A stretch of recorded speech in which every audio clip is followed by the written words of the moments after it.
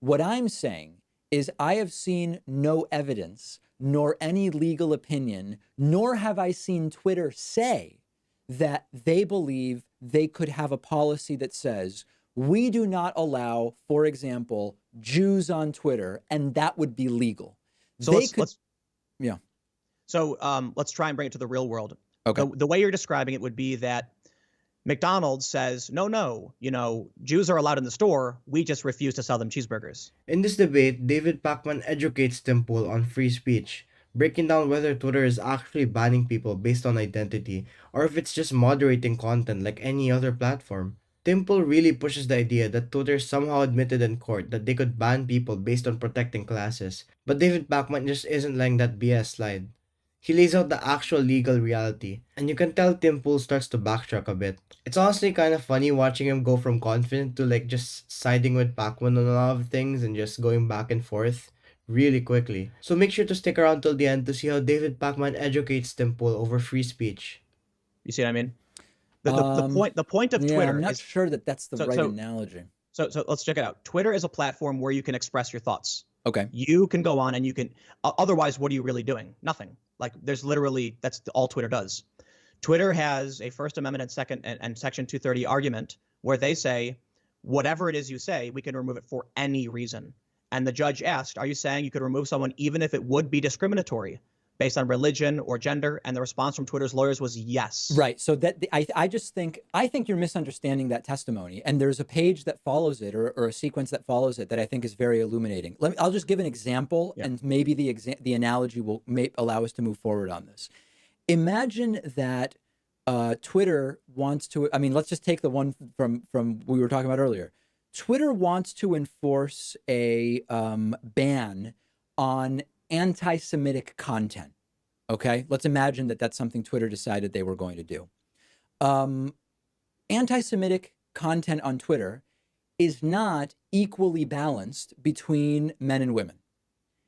We don't even have to argue about what the split is, but we would just agree it's very unlikely that it's 50-50 or 50.3 and 49.7, the way that men and women exist in society. Anti-Semitic content on Twitter is not evenly balanced between right-wingers and left-wingers. An ADL study says 71% is right-wing. Number doesn't matter. You might disagree with the number, but let's just imagine it's not evenly distributed.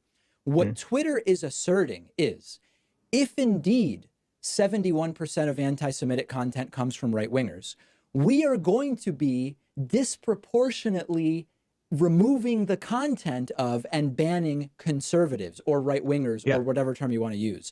Twitter is not saying we would legally be able to say, no, imagine that they're white conservatives, just for our argument, because we got to add a protected class. Twitter's not saying if we wanted to ban all white conservatives from Twitter, we would be allowed to do it. That would violate a very specific non-discrimination law. What they are saying is that if the practice of removing anti-Semitic content disproportionately targets people who happen to be white, as long as we're not removing people for being white, that is legal. And I agree that that's legal.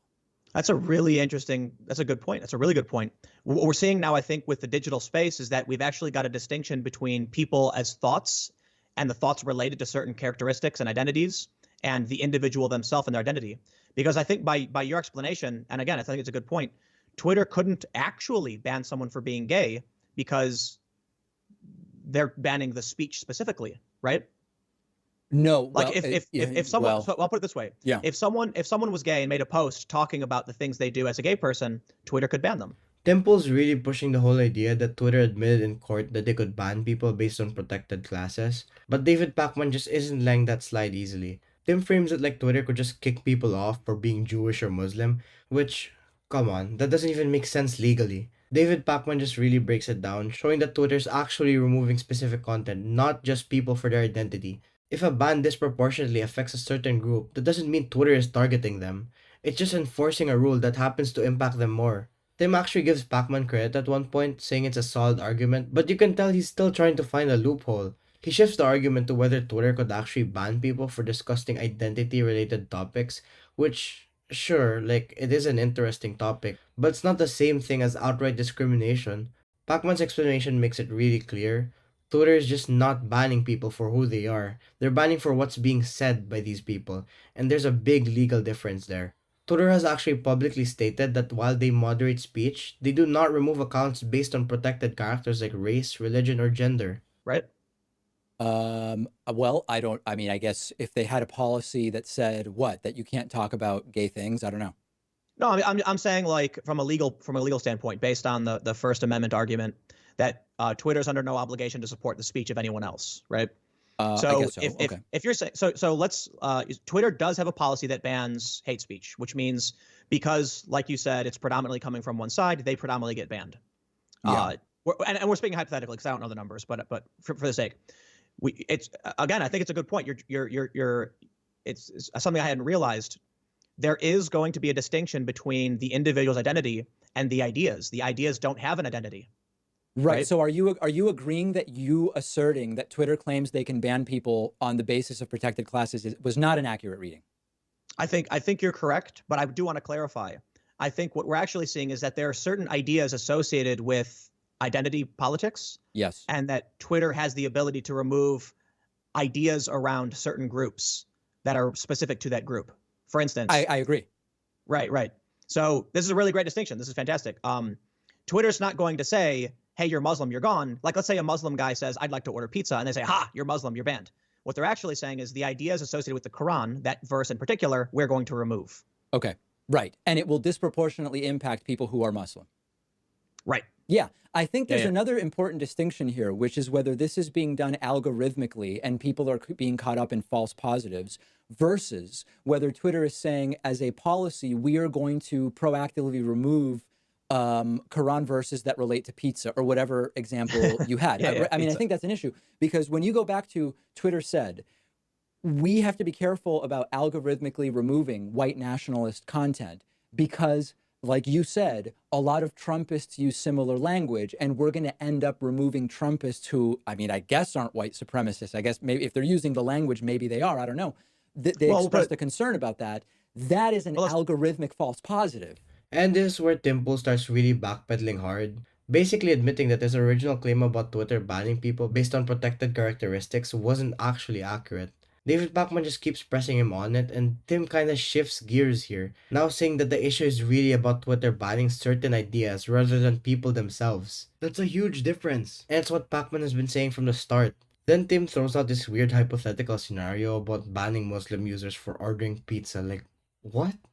Pakman quickly clears that up, pointing out that Twitter isn't actually banning people for being Muslim, but if certain religious texts contain speech that violates their policies, those specific posts might get flagged. That's not discrimination, it's just simple content moderation.